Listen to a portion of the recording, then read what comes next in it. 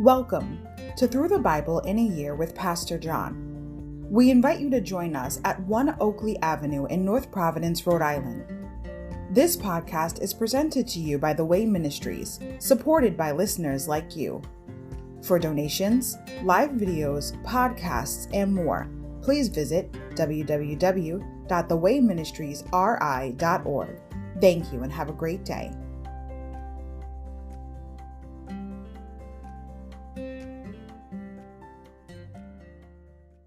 Hi everybody, welcome to Through the Bible in a Year with Pastor John. Glad you could join me today to get a portion of God's Word. Today we're going to begin in day 46, February 15th, Numbers chapter 17 through 20, the staff, red heifer, and rebellion. Overview.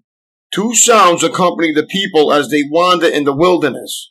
The rumbling of a nation on the march and the grumbling of the people as they complain about the food, water, and leadership. God averts mutiny against Moses and Aaron when he provides the miracle of Aaron's budding staff. In addition, he reaffirms the Levites in their service in the tabernacle, and through the sacrifice of the red heifer, he provides a constant source of cleansing from the ever-present defilement of death.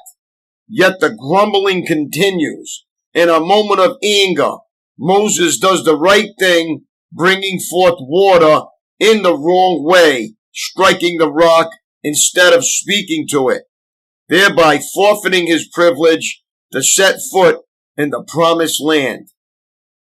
Chapter 17, Staff of Aaron.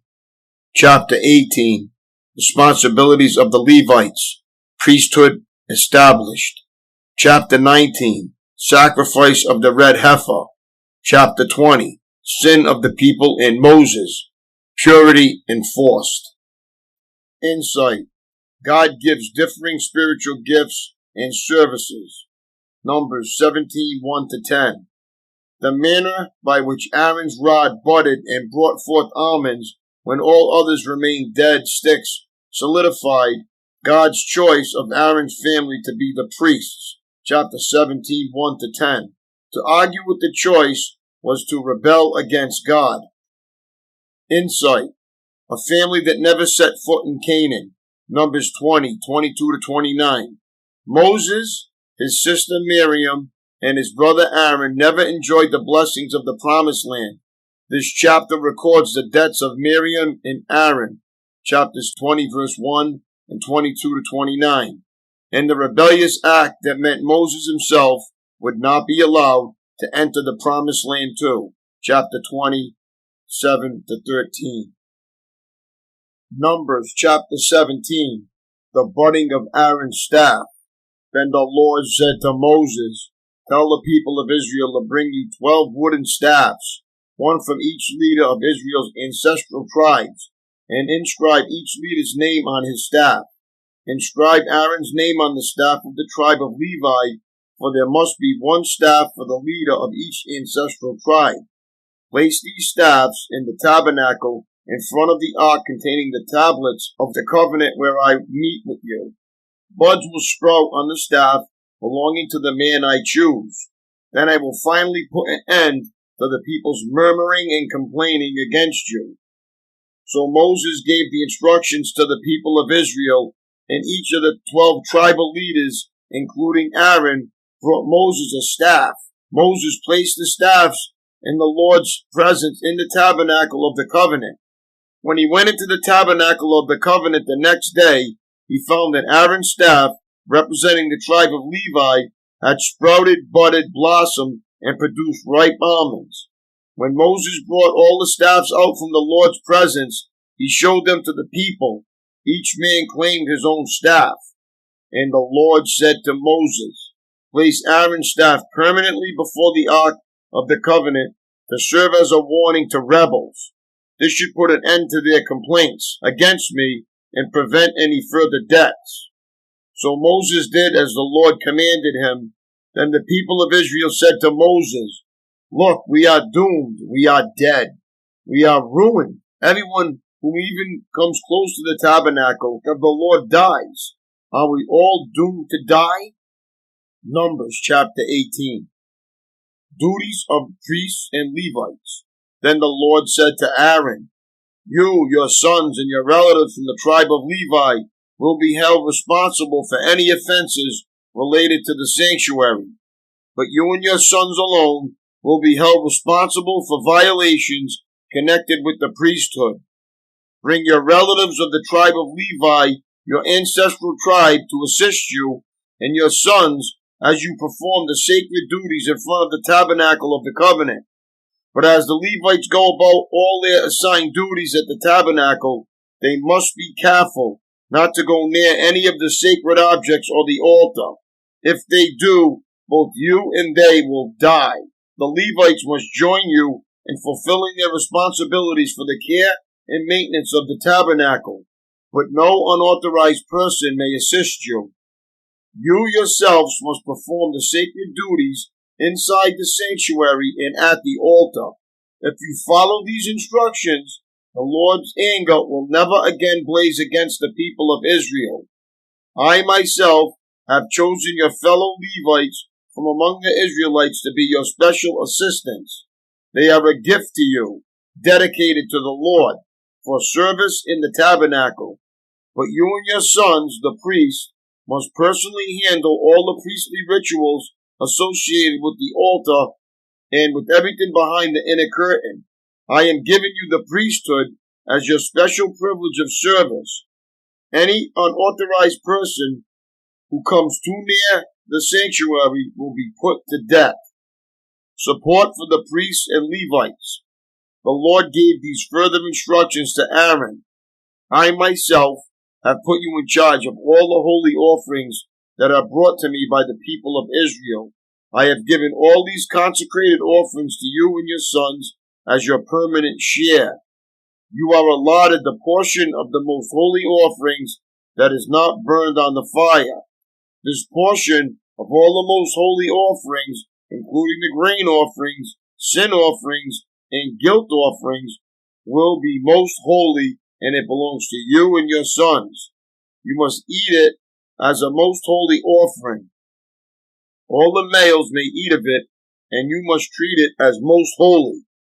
All the sacred offerings and special offerings presented to me when the Israelites lift them up before the altar also belong to you. I have given them to you and your sons and daughters as your permanent share. Any member of your family who is ceremonially clean may eat of these offerings. I also give you the harvest gifts brought by the people as offerings to the Lord, the best of the olive oil, new wine, and grain. All the first crops of their land that the people present to the Lord belong to you. Any member of your family who is ceremonially clean may eat this food. Everything in Israel that is specially set apart for the Lord also belongs to you. The firstborn of every mother, whether human or animal, that is offered to the Lord will be yours. But you must always redeem your firstborn sons and the firstborn of ceremonially unclean animals. Redeem them when they are 1 month old. The redemption price is 5 pieces of silver, as measured by the weight of the sanctuary shekel, which equals 20 gerahs. However, you may not redeem the firstborn of cattle, sheep, or goats. They are holy and have been set apart for the Lord. Sprinkle their blood on the altar and burn their fat as a special gift, a pleasing aroma to the Lord. The meat of these animals will be yours, just like the breast and right thigh that are presented by lifting them up as a special offering before the altar. Yes, I am giving you all these holy offerings that the people of Israel bring to the Lord. They are for you and your sons and daughters to be eaten as your permanent share. This is an eternal and unbreakable covenant between the Lord and you, and it also applies to your descendants. And the Lord said to Aaron, you priests will receive no allotment of land or share of property among the people of Israel. I am your share in your allotment. As for the tribe of Levi, your relatives, I will compensate them for their service in the tabernacle. Instead of an allotment of land, I will give them the tithes from the entire land of Israel. From now on, no Israelites except priests or Levites may approach the tabernacle. If they come too near, they will be judged guilty and will die. Only the Levites may serve at the tabernacle, and they will be held responsible for any offenses against it. This is a permanent law for you to be observed from generation to generation. The Levites will receive no allotment of land among the Israelites, because I have given them the Israelites' tithes, which have been presented as sacred offerings to the Lord. This will be the Levite share. That is why I said they would receive no allotment of land among the Israelites. The Lord also told Moses, "Give these instructions to the Levites when you receive from the people of Israel the tithes I have assigned as your allotment. Give a tenth of the tithes you receive, a tithe of the tithe, to the Lord as a sacred offering. The Lord will consider this offering to be your harvest offering, as though it were the first grain from your own threshing floor or wine from your own winepress. You must present 1/10 of the tithe received from the Israelites as a sacred offering to the Lord. This is the Lord's sacred portion, and you must present it to Aaron the priest.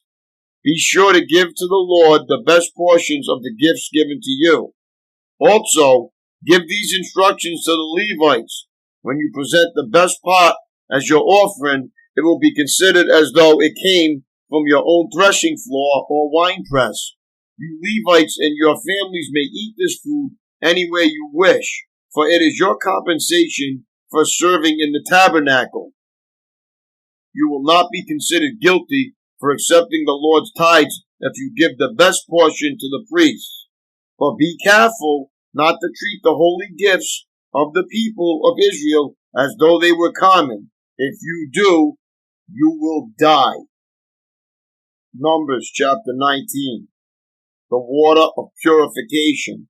Then the Lord said to Moses and Aaron, "Here is another legal requirement commanded by the Lord.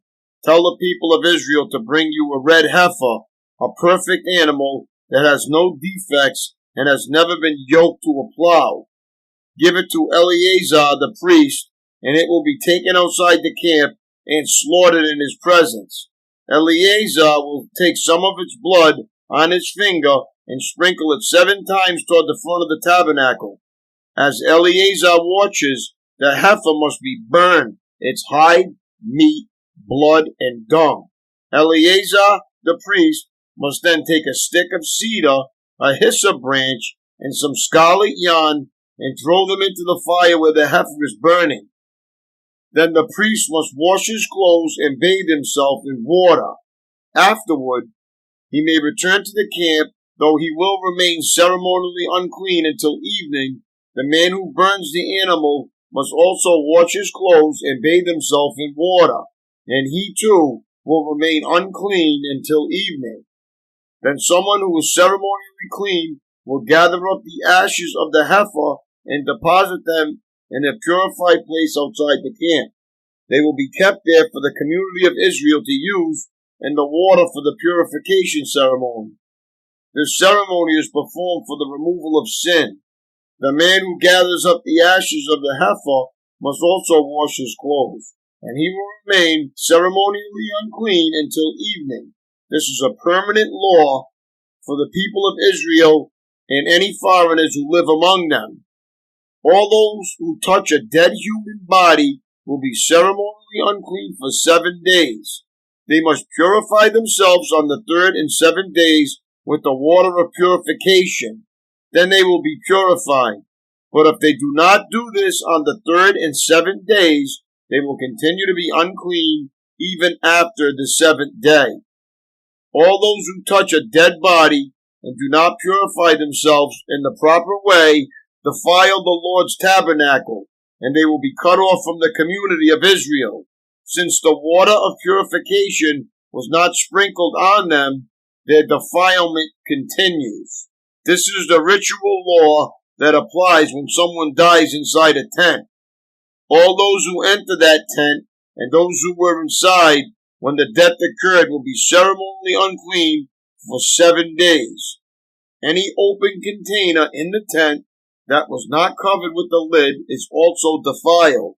And if someone in an open field touches the corpse of someone who was killed with a sword or who died a natural death, or if someone touches a human bone or a grave, that person will be defiled for 7 days. To remove the defilement, put some of the ashes from the burnt purification offering in a jar and pour fresh water over them. Then someone who is ceremonially clean must take a hyssop branch and dip it into the water. That person must sprinkle the water on the tent, on all the furnishings in the tent, and on the people who were in the tent. Also on the person who touched a human bone, or touched someone who was killed, or who died naturally, or touched a grave. On the 3rd and 7th days, the person who was ceremonially clean must sprinkle the water on those who are defiled. Then, on the 7th day, the people being cleansed must wash their clothes and bathe themselves, and that evening they will be cleansed of their defilement. But those who become defiled and do not purify themselves will be cut off from the community, for they have defiled the sanctuary of the Lord. Since the water of purification has not been sprinkled on them, they remain defiled. This is a permanent law for the people. Those who sprinkle the water of purification must afterward wash their clothes, and anyone who then touches the water used for purification will remain defiled until evening. Anything and anyone that a defiled person touches will be ceremonially unclean until evening. Numbers chapter 20. Moses strikes the rock.